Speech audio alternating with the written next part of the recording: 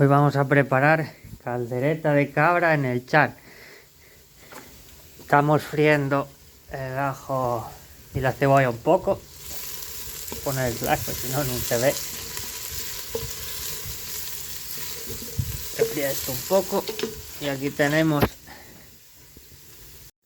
la carne, lleva desde ayer con romero, laurel y coñac. Ahora vamos a freír un poco la carne para que selle con la cebolla y el ajo. Y cuando esté bien frita le añadimos el pimentón. Y antes de que queme le añadimos.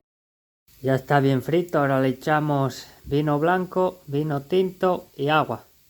Y ahora dejarlo ir cociendo poco a poco sobre 2-3 horas, según como te guste de hecho. Si lo quieres más hecho, 3 horas, si te gusta un poco más crudo, 2 horas. Yo dejaré sobre 2 horas y media, 3.